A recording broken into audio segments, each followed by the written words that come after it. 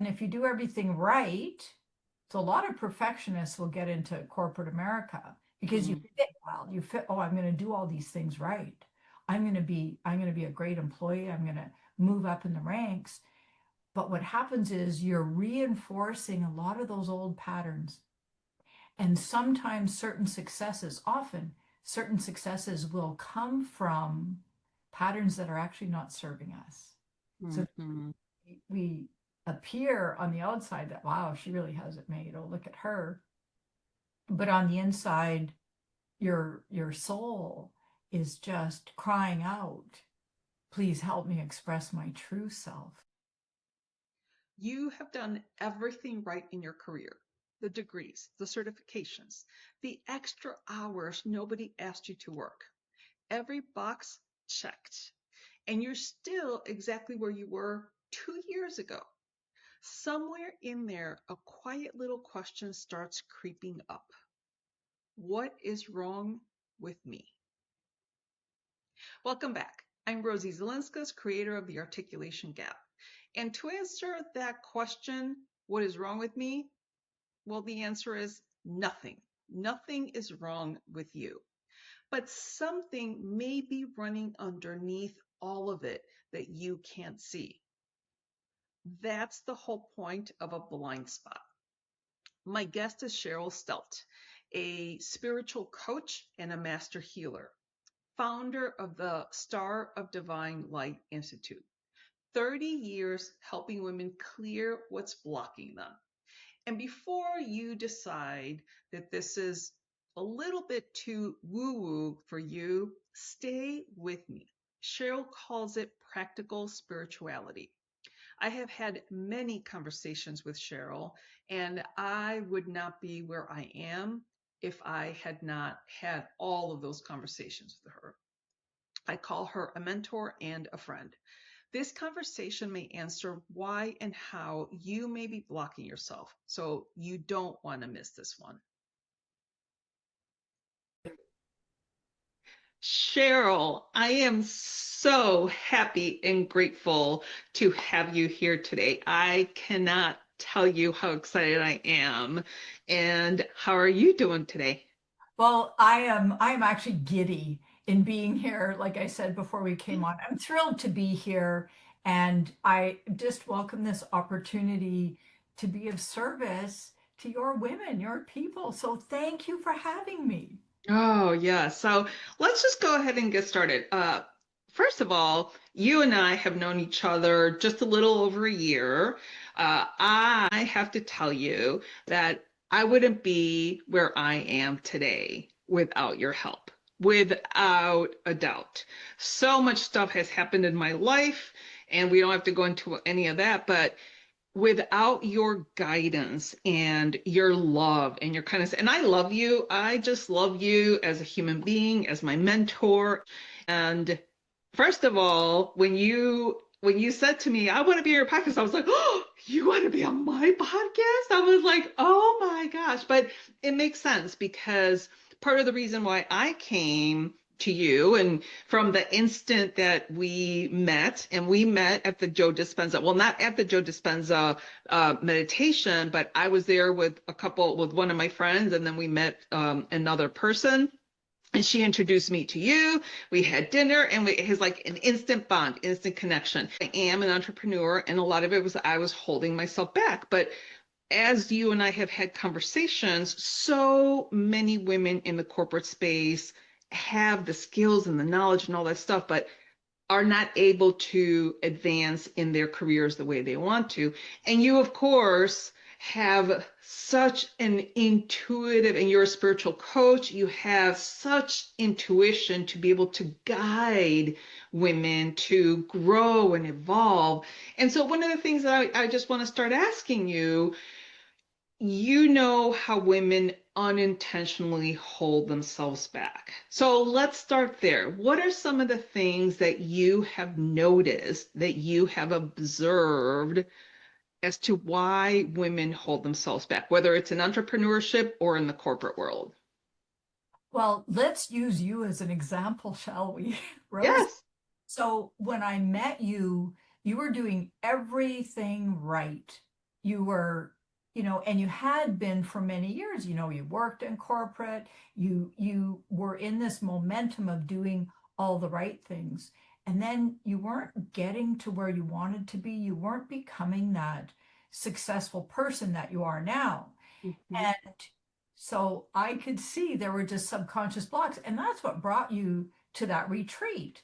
So, it was great. I heard from one of my other clients who introduced us, and I went and met you for dinner. Mhm. Um, but I wasn't interested in doing that retreat. And I'm open to retreats, but I'm very, very selective because what you needed, and I think what you felt, as soon as we met, we kind of knew there was definitely a connection, was because you needed to go deeper. You Mhm. needed to go deeper than you had ever been, and you are an avid meditator. So my ideal client for sure, somebody who's already spiritual, you're doing the work, you're doing everything. The other key ingredient was you were so open to shifting and you Mhm. were open to not knowing. So you didn't really know what to expect. Your friend had told you, oh, she's so great, and da da da, and told you her experience, but that doesn't make it yours. So we can't see, you couldn't see how you were getting in your own way. It's impossible because subconscious blocks are in the subconscious. So we start with these patterns that developed in early childhood, and as you know, even as an infant, even in the womb, there are certain patterns, these subconscious beliefs that are formed based on the difficult emotions we weren't able to process. And so Mhm. these patterns get going.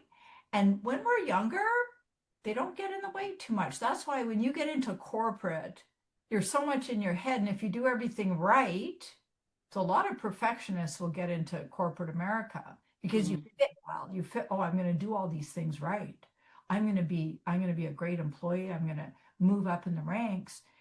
But what happens is you're reinforcing a lot of those old patterns. And sometimes often certain successes will come from patterns that are actually not serving us. So Mhm. we appear on the outside that, wow, she really has it made. Oh, look at her. But on the inside, your soul is just crying out, please help me express my true self. And Mhm. so and I was the same. I was getting in my way. We learn to play small without even seeing it. As soon as we compare ourselves to another, boom, we're playing small. As Yeah. soon as we hide our truth, we're playing small. It's it's the way it goes. So Yeah. it's common, and it doesn't fit with us anymore. It doesn't sit well when we start yearning for something greater. We have a longing to accomplish something else, to move to a new level, especially, or to break through, move to even a whole other field, a different department, that sort of thing. Yeah, and you said something that I think is very key. We can't see ourselves. We can't see our true potential. And I mean, some people may, but for the most part, when you're in the corporate space and you're like, man, I really want to get that promotion or that raise or whatever, and you're like, what's wrong with me? Why am I not moving up the corporate ladder? It's because you can't see where you're not thriving or evolving or whatever. Uh, and one of the things that I have, from all of the work that I've done with the corporate women that I work with, is the lack of confidence is like a recurring thing over and over and over. And I have learned that they have the skills, but they're not able to articulate how they can be of service or be the problem solver. Let's start there. I think it's a very valid point because we're put into boxes, literally cubicles. Yeah, literally. We can sometimes call it an office. And so you're meant energetically as well as physically to fit into a box. So as soon as you want to step out of that, look out. Who knows what'll happen? Um, and so nobody's going to just offer that to you. You have to find your way. So the number one thing that we always do before I even start working with anybody is do an analysis of where they're at. And so that's a chakra reading. I can read energy, as you know, I see energy, and I can see where your greatest light is, what your superpowers are. So what is working for you, your natural gifts, and then where the energy is blocked. And I see all your superpowers as light, and where the blocks are, it's usually black, because the energy is not moving, the light is flicked off. And so I do that type of assessment, I do that type of reading. And as you know, all women and the few men I work with always kind of say, wow, you were bang on, or that was so validating, or it just makes so much sense. Because no two readings are the same. Even if the problems are similar, it's all because we're so unique. It's like a fingerprint. So we start there, and then it's the process of, okay, are you ready and are you willing? How desperate are you for change? If Mm, people, and I know right away as soon as I meet them, if they're just kind of like, yeah, I just want to know what you see in the reading, I'm just curious, they're not invested. When you came mm, to me, you're like, I want to know what's going on. This is my problem. And why am I not, like, I haven't been able to figure out what's going on, and I'm doing all this personal work, everything you are really applying yourself. And so that's the way it goes. So it's first that assessment, and then we can begin if the student is ready. And mm. wow, the breakthroughs happen. Yeah, absolutely. Cheryl, I think one of the things that is so ironic for me from working with you is we as human beings, we have all these feelings and these emotions, right? Especially if you're in a traumatic situation or a problem or a fight or whatever. And instead of leaning into those emotions, you're like, oh, I don't want to deal with that. I don't want to think about it. You put your emotions, you stuff them down. And the one thing that I learned working with you is that the only way you get on the to the other side of the ugliness of whatever situation you're dealing with is by actually sitting and feeling the emotions. And it's just like, holy crap, why don't they teach this, like as a regular practice? Because we're so conditioned to like, oh, it's okay, it's not a big deal. And then whatever emotion, you just like stuff it down. So how when someone comes to you, how do you explain? Because obviously we have a lot of women in the corporate world that are listening to this, that they're probably thinking, oh my gosh, Rosie, what's going on with you? You're like doing the whole woo-woo thing. But this helped me so much to be able to really sit and feel those emotions so that I could release them. So tell me about that process, that philosophy of sitting and feeling your emotions versus stuffing them down. Yeah, well, it's scientifically proven. And so I practice practical spirituality. I am not woo. I'm not into woo. I'm not into anything woo. To me, it's practical spirituality. And so for generations and generations, for hundreds of years, the further back you go, the worse it was. Don't feel your feelings. Indigenous people, though, they did, and they were very connected to everything. They were connected to the plants, animals, the whole universe. But the older people are today, the more they were likely conditioned to not feel their emotions. Their parents didn't know how to be the emotional resource that they needed. And that is now defined in science as trauma.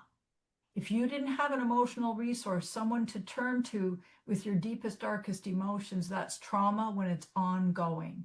And so that's how I was raised. That's how so many people I know were raised. And it's sort of like, in the culture, this is the way things are done. And so what happens is we keep withholding the emotions, and they're actually imprinted in the right side of the brain. That ongoing trauma prevents the brain in babies and toddlers and children from developing properly. Mm. It's a serious thing. And so science has proven that trauma is imprinted in the right side of the brain through physical sensations and emotions, not memories. So the number one thing when I start working with someone and they say, well, I think I might have been sexually abused, but I don't know. I don't have any memory before the age of 13 or 18 or 10, whatever it is. And I say, that's great. It's not a problem. Well, don't have to remember. No, you do not have to remember anything. And real trauma, you're not going to remember the whole thing anyway. You will remember fragments or pieces because Mhm. any memories are fragmented and they don't matter.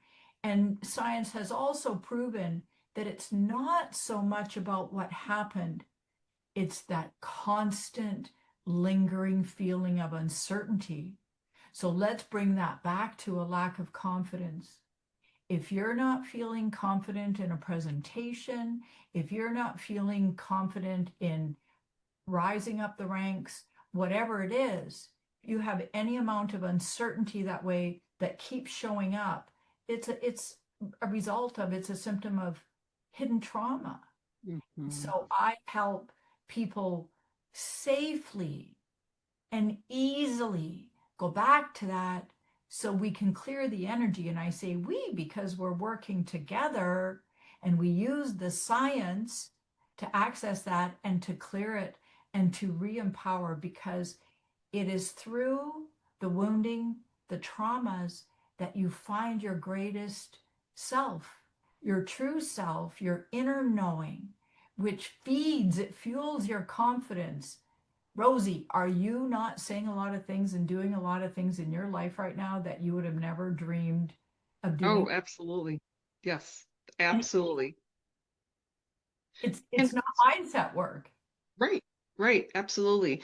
Uh, a lot of the people pleasing and the imposter syndrome and all that stuff comes from those deep wounds. And so once you start discovering, how powerful you can actually become through the work that, you and I did, it's just a complete game changer.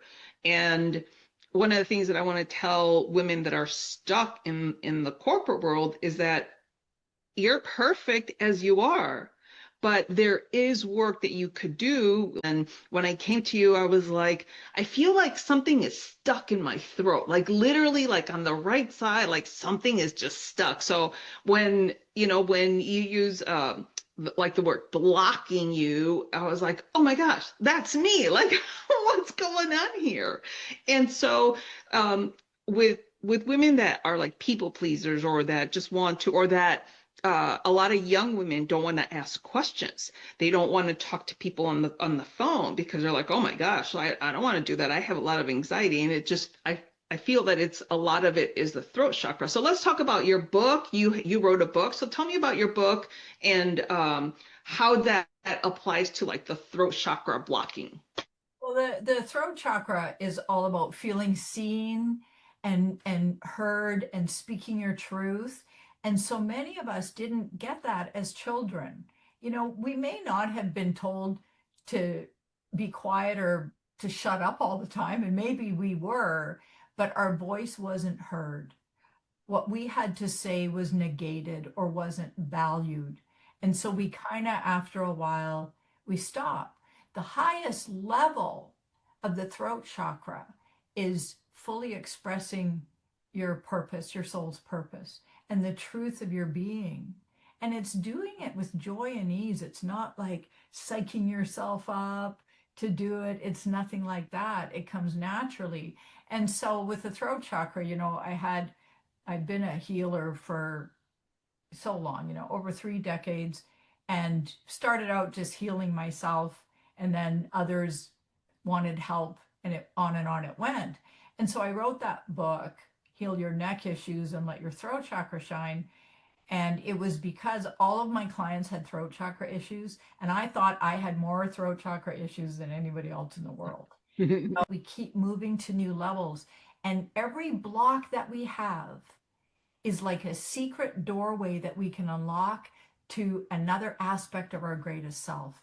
So that's what makes anybody want to keep going and doing that. And then I wrote my second book, Client Magnet, which is, it's labeled the coach's guide to attract ideal clients through spiritual practices or spiritual awareness.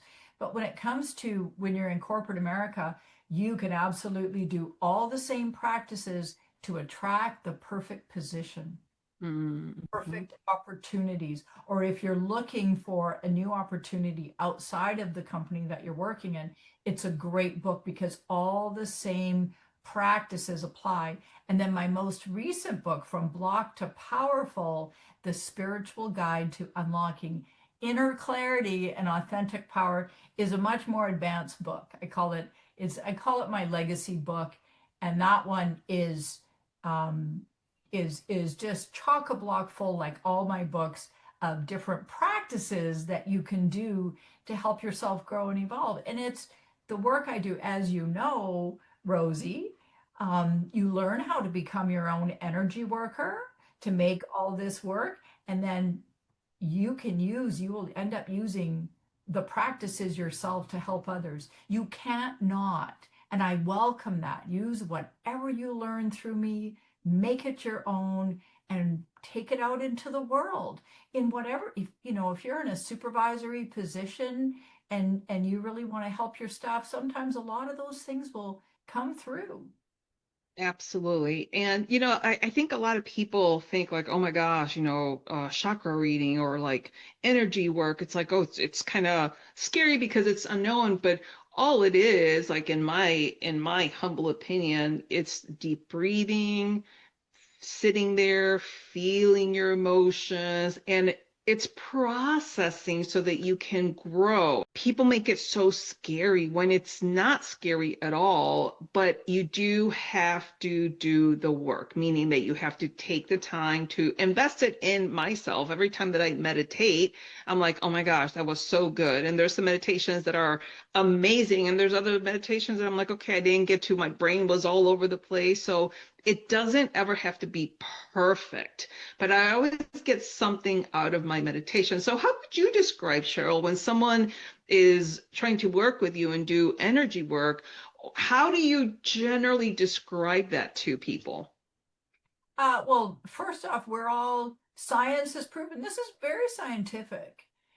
Science has proven that we are all energetic. We're Mhm, made of energy. Kirlian photography has proven that we have light.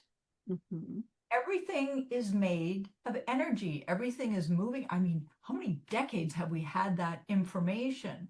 So everything is malleable. Everything is malleable. And indigenous cultures around the world used to go inward all the time, and they'd be the microcosm of the macrocosm. They would see themselves reflected in everything around them. We really are all connected, and science has proven this. Today we have all the knowledge. They are making lambs wombs and growing lambs. The lambs only live 6 months, but it's where the science proves it. So you don't have to be a believer. The number one quality that I need in somebody is they have to be able to feel their feelings somewhat. If you don't feel any emotion ever, you're completely shut down, void of emotion, then we're probably not a good fit Mhm. because it's going into those emotions. Emotions are energy in motion. All right. And so it's just learning, it's practicing how to feel those. The types of meditations, as you know, are not about getting rid of all thoughts. You need your thoughts, especially when you're going into your subconscious. Your left brain is something you're able to let go of when you go into the subconscious, and then you're receiving from your right brain. And so that's where you start to gain that inner clarity. It's just amazing. And sure, it's uncomfortable when we first access these patterns that have developed, these difficult emotions, but I help you process them. And like I said, you learn to become your own energy worker. And what's so amazing is you always end up breaking through that, the deepest, darkest layer into such light. And it's just amazing. So if you want to feel high level of joy, even ecstasy, then that's what you're going to get beyond anything you've experienced before. And it's that changing of your vibration scientifically that helps you land that job, get the new position, move up in the way beyond what you could even currently imagine. And I know, we're both parents, Cheryl, and a lot of times as a parent, you try to be the best parent you are, right? But then one little thing can happen, and your child, like there was this incident, my daughter was probably about 6 or 7, and she hit herself while I was at an event. I think I was the chair of the spaghetti dinner. And I was like, it was the day of the spaghetti dinner and I was super busy. And so she hit herself and she's like, Mom, like I hit myself. She was like trying to call my attention. And I looked at her like she didn't look hurt. And I was like, I can't deal with you right now. I'll deal with you later. And later on, I mean, even years later, sometimes she's 24 and sometimes she still brings it up like, yeah, you, that one time that you didn't even like pay attention to me and I didn't mean anything to you. And of course, that's not, what it was, but she interpreted that situation like she didn't matter. So that actually, she told me later, yeah, that was so traumatic. And I was like, you're such an exaggerator. This is before I was doing all my personal development work. But something as small as that example could really impact you. So, how do you know, like, is there a difference between like little traumas or, like you said, sexual abuse, like big traumas? Like, what is your perspective on that? Yes, yes, there definitely is a difference, but everything has patterns. Everything has patterns. So she was 8 or 10 years old, you said? Mhm. Okay.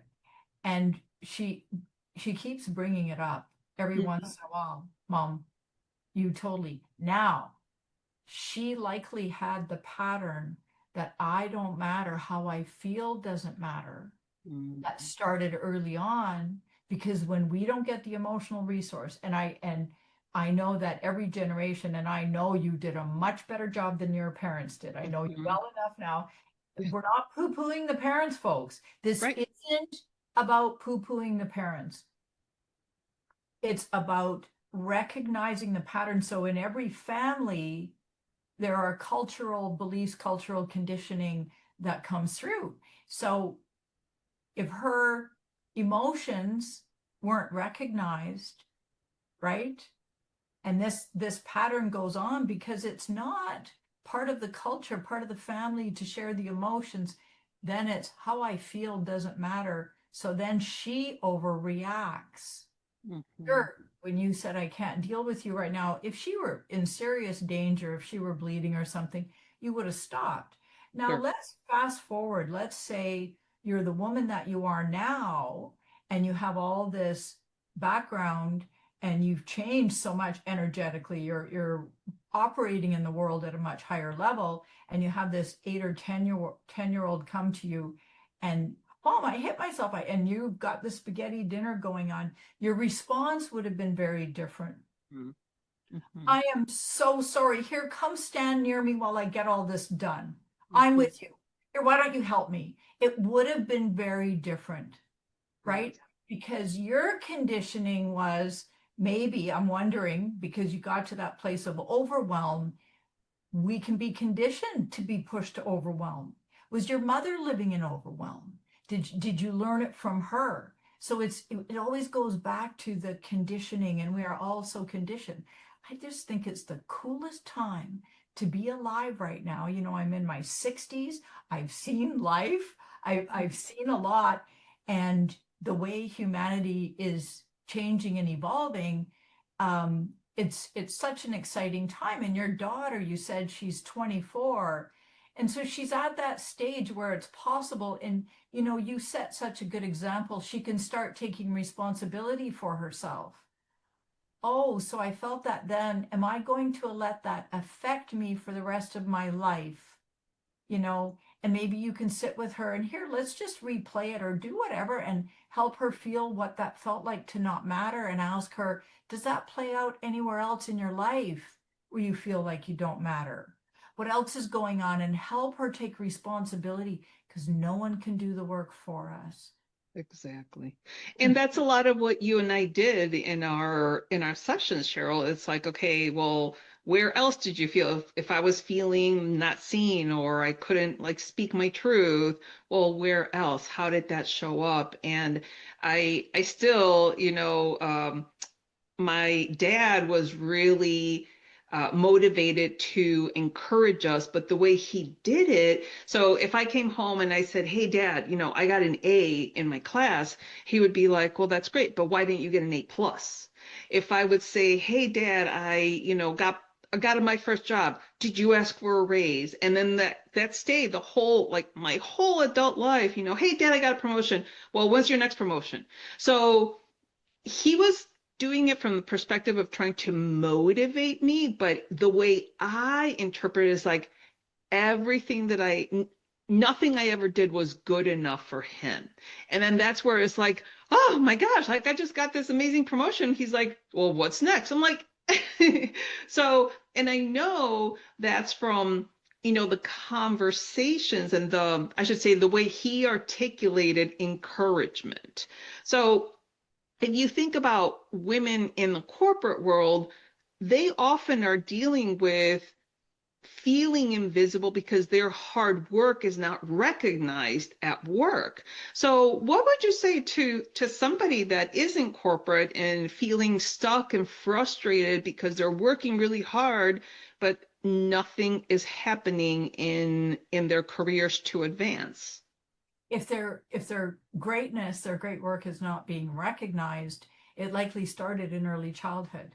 So that's the pattern. So your father spoke to you that way because he felt like he was never enough no matter what. So he projected that. You likely had some of the I don't matter when you projected that onto your daughter, your I can't deal with you right now. Yes, there's love there, yes, there's caring, but there's all this conditioning. So the first thing is look back into your early childhood. Do you have any conscious memories? You can breathe with a full breath and go into the unconscious, into the subconscious, and look at how well were you recognized? When did it first begin to be a problem? And so it's about healing the wounds, but one of the empowerment pieces that you can do is go to somebody who you do feel seen by or someone who is interested in growing themselves. We all have someone like that. Hopefully, you have someone like that in your life, someone that really loves you. And you can say, I don't feel recognized at work for my accomplishments. I'm not seen. I'm doing my absolute best and I'm accomplishing so much. Nobody sees me. I don't get recognized. So you can start to change the pattern with an empowerment practice. Ask someone to sit across from you and to recognize you. To say, you can say what you've done, how hard you worked, the whole thing, and ask them to respond positively and ask them to really see you and reflect back to you. Reflect back to you who you are. And then the trick is, and this is harder than you think, because you might not want to receive it. You might slough it off of, oh, you don't really know what you're talking about. That's what I used to do. I used to think that way. But if you can practice inhaling, feel the energy of it, really let their words into your heart. Let yourself be seen. Let yourself be recognized in all areas of life by everybody in your life. And your work can improve, but usually there's a block or two that needs to be healed around there so that can happen at a higher level, but it's a great place to start. Hmm. And I know you've talked about four core wounds. So can you talk to us about the four core wounds? Because it definitely seems that everything that happens to us, it kind of falls into one of those four core wounds. So I'd love to hear your explanation about that. Yes, these are what I deem as the four core wounds that we all seem to have some level of. And it really is, why do we have these in the first place? Well, it's what the soul signs up for. And I even say to some people after we've done some serious healing, I just say, what was your soul thinking? Just sign up, because the soul sign knows who is going to be born to that family. It signs up for whatever wounds it's going to get, whatever traumas, because those are the things, like I said in the beginning, that help you grow. So it's the four core wounds will help us grow to the opposite. And these are not in any particular order. So we've touched on two. Um, Not enough, right? That's one of them. Not enough. I don't matter. I'm unlovable. And I've never forgotten. I don't matter. I'm unlovable. I'm not enough. Well, it's Is it complete. not worthy? Unworthy, yes. And that's funny that I forgot that one, because I worked on my unworthiness feelings for decades. So I think today it's just moving out of my system because Oh, I'm so darn worthy. You wouldn't. absolutely, Thank absolutely. you for that, Rosie. Yeah, and so it's so interesting that, so I'm not worthy, I'm not lovable, I'm not good enough, I don't matter. And when you are in the corporate world, one of those things is going to happen, whether it's like, oh man, I don't deserve that promotion, or maybe I'm not lovable is like, well, I'm not part of like the golden, the in crowd or the golden boy or girl, whatever, or the I'm not good enough is like, oh, I have to keep, upskilling, getting certifications, getting degrees. And then the I don't matter, it's like, I'm not going to put myself out there because it's too scary. Those are some ways that those can show up. So do you think that those core wounds are um, can they all happen at the same time? Do they each happen at different times? Like, what's your experience when working with your clients on the wounds? It could be either or, and a thing to look for. They also will cause us, in working with other women in corporate America, when you're out of integrity. Mm, Which one is it, or is it all four? When you're out of integrity, because when we're in corporate, sometimes to try and get ahead, we do things that go against our values. And yeah, values are very, very important. So when you're not in alignment with your personal values, you're out of integrity, and it's one of those core wounds that's showing up because you feel like you're not enough, or you don't matter, or you're unworthy of whatever, or you're not lovable, and it's all hidden. So that's the telltale sign, is to, as soon as you're out of integrity, double check yourself. What's my motivation here? Am I going against my values? What am I aligning to here? I mean, I had one woman, oh boy, the things that she did, that she slipped into to try and get ahead. So much regret, so much regret. And sure, she made a lot of money and she moved ahead, but she was miserable because she carried a lot of guilt, and she was so out of alignment, not in her truth. interesting. I know that you said, and I don't know if you said it this way specifically, but you're able to shift your energy. So when you're trying to overcome these wounds, and you also said deep breathing. So why don't you explain how that process works? Because a lot of times, and I want women to kind of walk away with at least knowing, like, how to do the deep breathing and then how to shift energy. Yeah, so there's three steps to it. So if you remember, sort of like an ace of spades, we all, whether you play cards or not, everybody knows what I just envision an ace of spades. So we'll start with the A. A is for access. So how do we access? Science has proven as soon as we engage our abdominal muscles when we breathe and breathe in long breaths, it changes the brain function so that normal breathing goes to the frontal lobal brain and it frees up the subconscious. We usually breathe with the brainstem, the medulla oblongata, and gives us access to the right brain. So if you put your hand on your lower abdomen right now, I invite you all to do this and put your thumb at the level of your navel and let your belly relax. There's no sucking your gut in here. I don't think people do that like they used to. And so you can inhale and let your belly expand, and then exhale completely and squeeze your abdominal muscles. Now you want to do it for 6 or 8 seconds on the inhale and 6 or 8 seconds on the exhale, and then close your eyes. Sit nice and straight with your head tall, feet flat on the floor. There's no sitting cross-legged with this. Not required and actually doesn't help you. Doesn't help you accomplish things. Yeah. And so you're not breathing with the chest. Keep all your focus in the lower abdomen. It's not breathing from the diaphragm. That's the whole abdomen. This is the lower abdomen.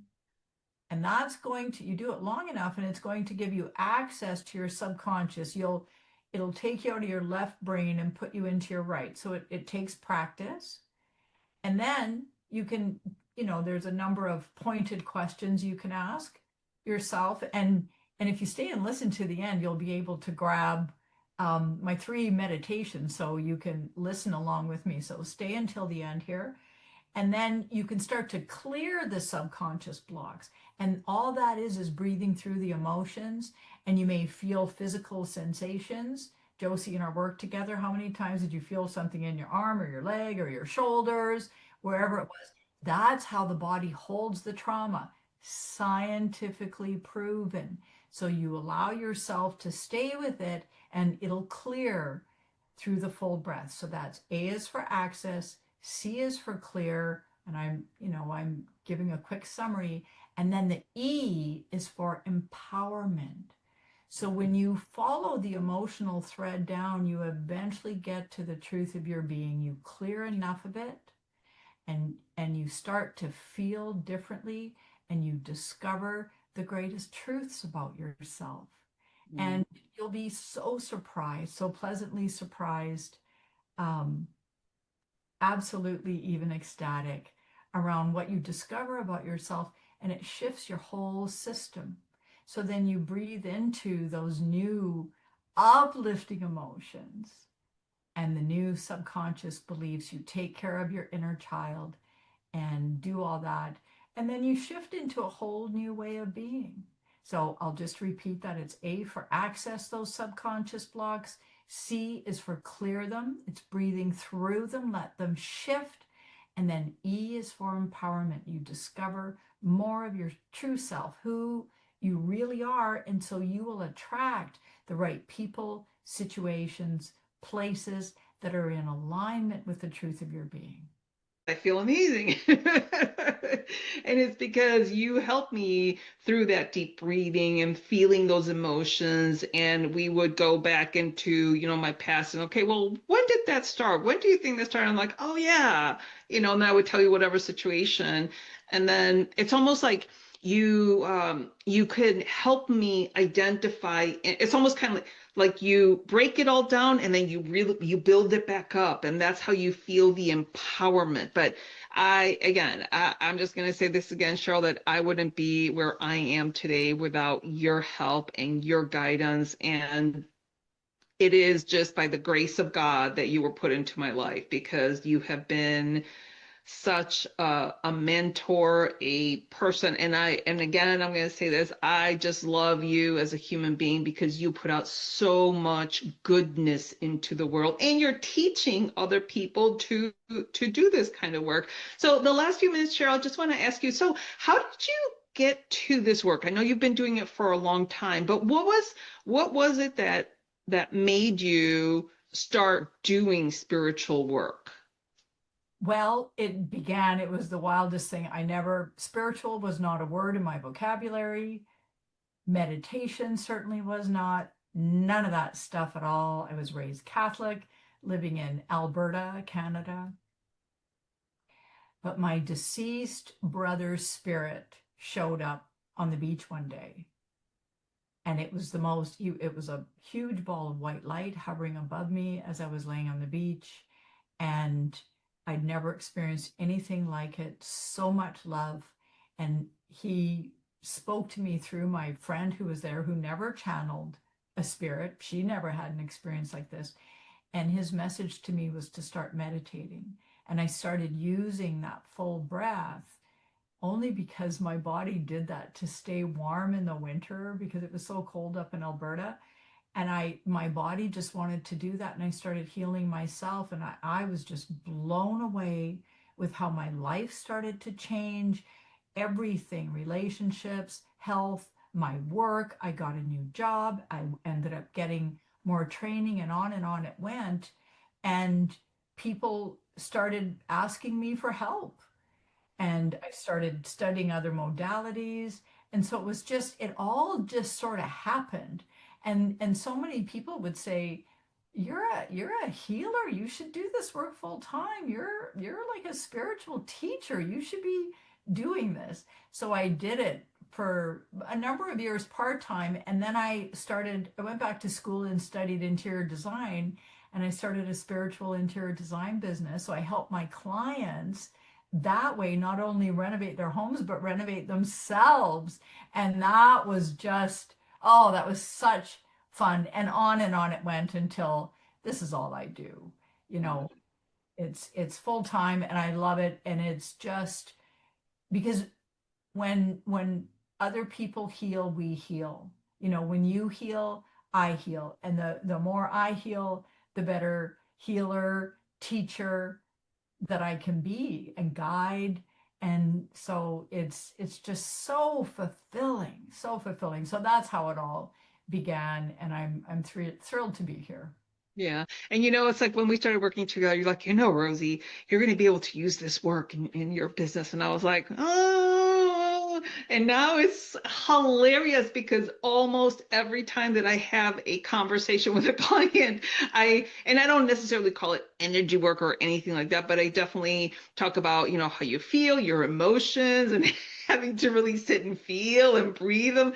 So it's just, to me, every time it comes up, I just chuckle afterwards because I'm like, there you go, Cheryl. It's just another way that I'm helping my clients. And so I do have to say that all of the work that I have done have made me a better coach to help my clients in turn. So it's just incredible. So Cheryl, thank you so much for taking the time to come and be with us and share all of your wisdom and your knowledge and your love for this work. So I cannot thank you enough. But I do want to ask you, how can people find you and, connect with you?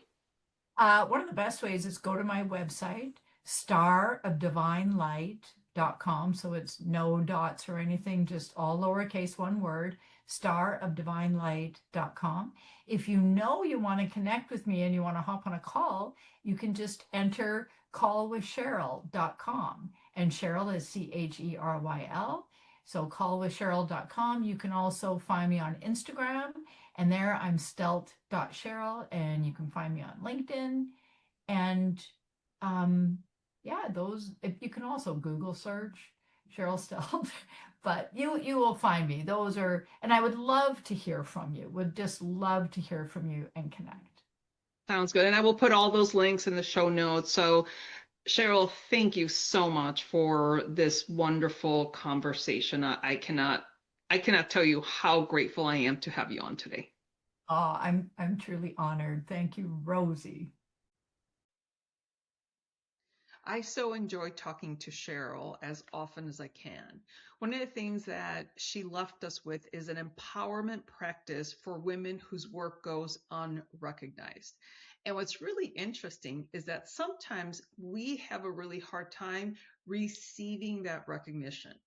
You finally hear someone say the good thing about you, and something in you goes, oh, she doesn't really know what she's talking about, is what we're like, thinking in our heads. And really, how many of us really do that? So here's your one thing this week. Ask one person who genuinely sees you to tell you what they see out loud. And then do the hard part. Don't deflect it. Don't explain it away. Just breathe and let it land. And once you receive it, the next step is being able to say it to yourself. And do it in the language that leadership recognizes and rewards. And by the way, that is the conviction pillar of the articulation gap. That conviction is to own your expertise and then direct it to decision makers. And if you are interested in figuring out how to measure your impact, then go to my website, grab the free Impact Clarity AI coach. The link is also going to be in the show notes as well. And Cheryl's contact information will be there in addition to that. Cheryl, I just want to thank you for this conversation and for everything that you do to empower women. I hope everyone enjoyed today's conversation. Remember, be brave, be bold, and take action.